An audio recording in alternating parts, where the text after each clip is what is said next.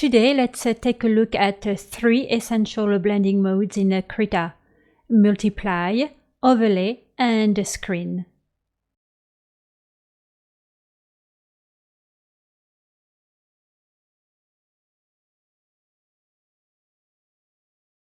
Hello and welcome back. This is part 3 and the last video in my little series on blending mode basics.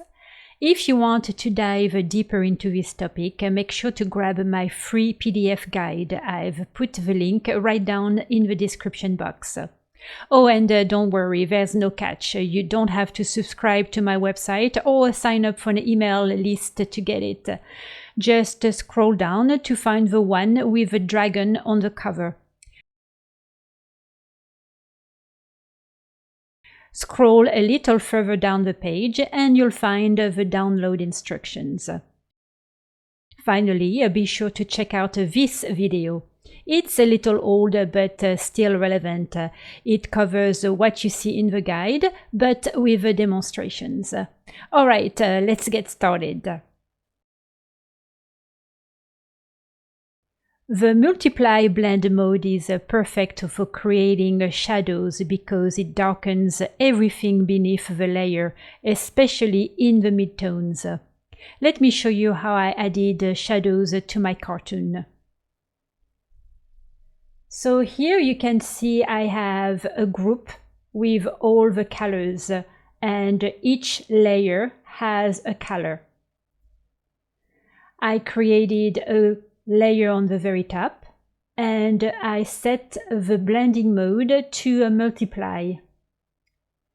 I also went into a mid-gray tone for the color. As you can see here, I am within the blue spectrum and here I am in the mid-range of the gray hue. So if I click on the shadow layer, you will see all the shadows. Now let me turn off the colors group. Here is the shadow layer, and what is great about working with layers is that you can decrease the opacity of your shadows anytime you want.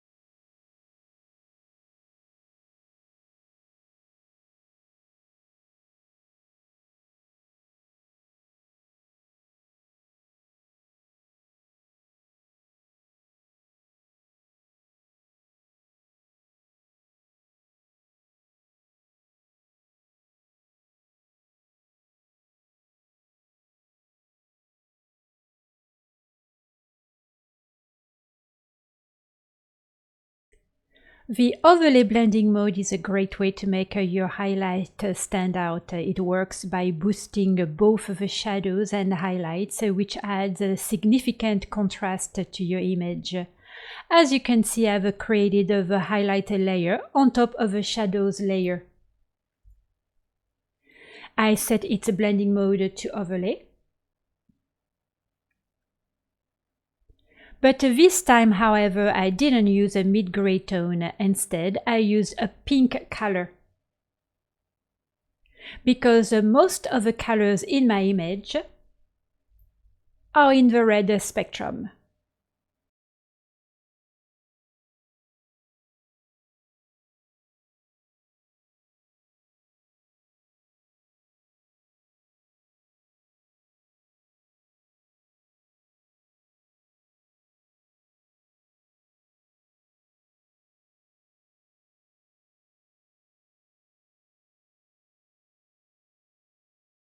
To brighten areas in your cartoon, you can use the screen blending mode. I usually use this mode when I add shine areas on my cartoon characters. You can use a brighter color.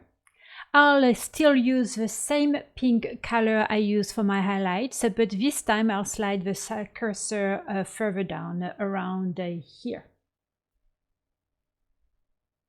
So the layer is on the top of the highlight, and when I turn it on, you will see that I added a brighter spot on the nose, on the top of the wrestling mask, and around the cape and his little suit.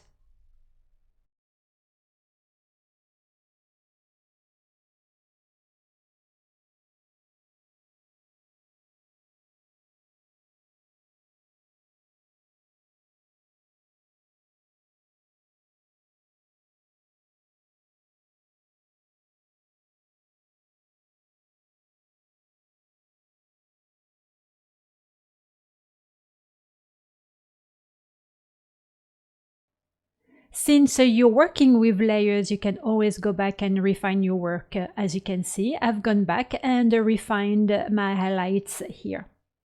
And we're done. Thanks for watching and happy creating.